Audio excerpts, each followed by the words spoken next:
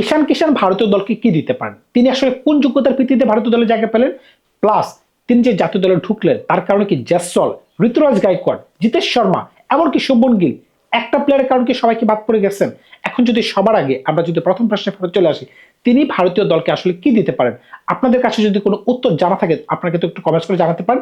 খেয়াল করে দেখবেন তিনি যখনই জাতীয় দলে ঢুকছেন একটা কিন্তু ফ্লেক্সিবিলিটি বেড়ে গেছে। কোন ফ্লেক্সিবিলিটি বেড়ে গেছে, আপনি ধরে নেন যে ওপেনিং প্লেয়ার ভালো চলতেছে কিন্তু হঠাৎ করে অভিষেক শর্মার ইনজুরি হয়ে গেল। আপনারা তো সবাই জানেন যে ওপেনিং প্লেয়ারে কে থাকবে, অভিষেক শর্মা আর হচ্ছে সঞ্জু স্যামসন।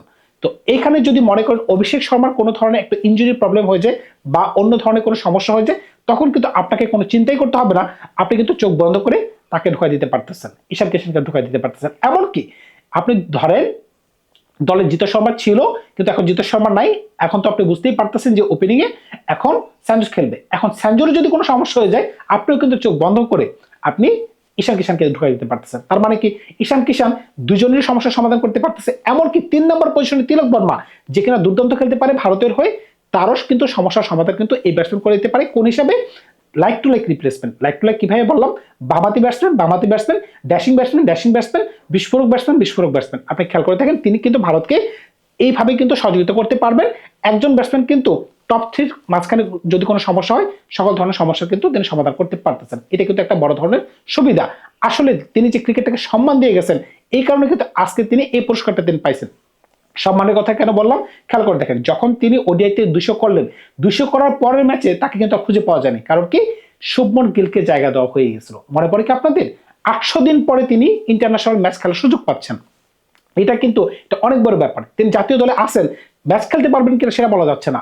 যখন তিনি 200 রান করলেন, 200 রান করার পরে কি কারণে তিনি বাদ পড়ে গেলেন সে প্রশ্নের উত্তর কিন্তু কেউ দিতে পারবে না। আপনি কি দিতে পারবেন? ওডিআই 200 সেঞ্চুরি, 200 রানের যে সেঞ্চুরি, ফার্স্টেস্ট সেঞ্চুরি ইন্ডিয়ার হয়ে, ওইটা কিন্তু একটা দুর্দান্ত সেঞ্চুরি ছিল। এরপরে শুভমন গিলও করতে পারছে, কিন্তু ঈশান কিষানের কি দোষ ছিল? এমনকি বিসিসিআই কিন্তু এক সময় তার থেকে কন্ট্রাক্ট পর্যন্ত ছিনিয়ে নিয়েছিল। এমনকি মুম্বাই ইন্ডিয়ান্স তাকে রিটার্ন পর্যন্ত করে না, তাকে রিলিজ করে দিছে। কিন্তু তার মাঝখানে যে পটেনশিয়ালিটি আছে, এমনকি তিনি যে ঘরোয়া লিগে ভালো খেলতে পারতেন এর ভিত্তিতেই কিন্তু তিনি যেভাবে ক্রিকেটকে পূজা করে খেলতেন বা ক্রিকেটটাকে ওই সম্মানের সাথে খেলতেন, এই কারণে কিন্তু ভারতীয়রা তাকে কিন্তু সম্মান দিত। কেন সম্মান দিত আপনি খেয়াল করে দেখেন, আইপিএলে কিন্তু তিনি প্রত্যেক বছরই কিন্তু ভালো দামে বিক্রি হতেন। সানরাইজ হায়দ্রাবাদের কাছে সম্ভবত তিনি 11 পয়েন্ট সামথিং মানে 11 কোটির উপরে রুপিতে তিনি কিন্তু বিক্রি হয়েছেন। সুতরাং বুঝতেই পারতেছেন তিনি কিন্তু দলের জন্য ভালো কিছু বয়ে আনতে পারেন। এখন তিনি মুস্তাক আলী ট্রফিতে যে ধরনের পারফরমেন্স দিচ্ছেন খেয়াল করে দেখবেন, মুস্তাক আলী ট্রফিতে তিনি 10টা ম্যাচে 520 রানের মাত্র যদি করতে পারেন, এমনকি ফাইনাল ম্যাচে যখন তিনি একটা দুর্দান্ত সেঞ্চুরি করতে পারলেন, এমনকি যখন ভারতীয় সিলেক্টররা ওই ম্যাচটা দেখতে গেল, গিয়ে দেখতে পেল তার এই ধরনের ব্যাটিং পারফরমেন্স, তখন কিন্তু তারা মনে মনে চিন্তা করে ফেললো যে এই কারণটা কি। আবার কিন্তু আপনি খেয়াল করে দেখেন, আপনি যে ইচ্ছা করে বলবেন যে শুভমন গিলকে ইচ্ছা করে দল থেকে বের করে দেওয়া হয়েছে, বিষয়টা তো এরকম না। তাকে কিন্তু যথেষ্ট পরিমাণ সুযোগ দেওয়া হয়েছে। এখন এই যে স্লটটার প্রকৃত মালিক কিন্তু জয়সওয়াল ছিল। আপনি খেয়াল করে দেখেন জয়সওয়াল কিন্তু এর আগে টি-20 বিশ্বকাপ দলের সদস্য ছিল, কিন্তু জয়সওয়ালকে কি কারণে যে বাধ্য হলো সেটার উত্তর আমি দিতে পারতেছি না।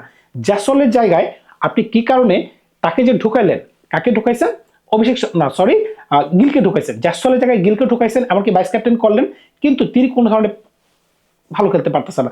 কিন্তু গিল যখন একবার ঢুকলো, গিলকে ঢোকার পরে কিন্তু মাঝখানে কিন্তু একটা বছর তিনি ইনজুরি কবলে পড়ে বা অন্য কোনো কারণে তিনি দল থেকে ছিটকে পড়ে গেছিলেন। তো ওই একটা বছরের মাঝখানে কিন্তু সঞ্জু স্যামসন এমন কিছু ইনিংস খেলে গেছেন, 3টা সেঞ্চুরি করছেন, এমনকি 180-র উপরে তার স্ট্রাইক রেট ছিল।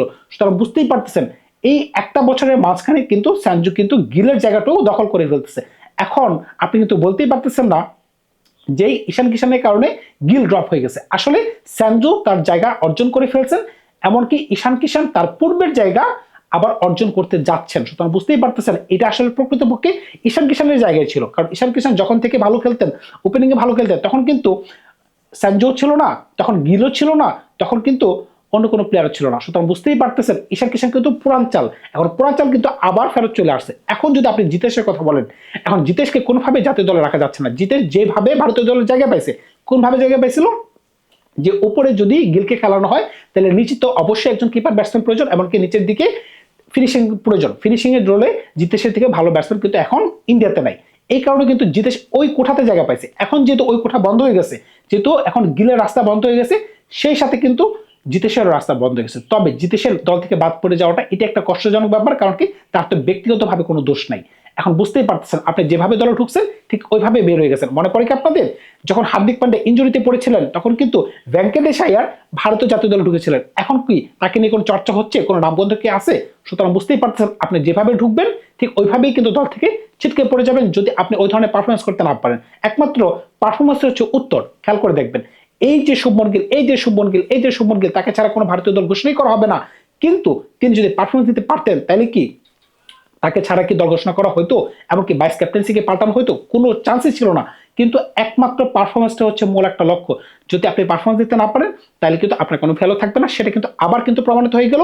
আপনি যত চেষ্টা করেন শুভমন গিলকে, যত আপনি চেষ্টা করেন, সেটা গৌতম গম্ভীর হোক, সেটা টিম সিলেক্টর হোক, সেটা সকল কিছু হোক না কেন, যেটা আউটসাইড নয়েজ কি যেটা আমি বলতেছি যে শুভমন গিল ভালো পারফরমেন্স করতে পারতেছে না, এরকম আমার মতো আরো 1000 জন বলতেছে যে শুভমন গিল ভালো খেলতে পারতেছে না।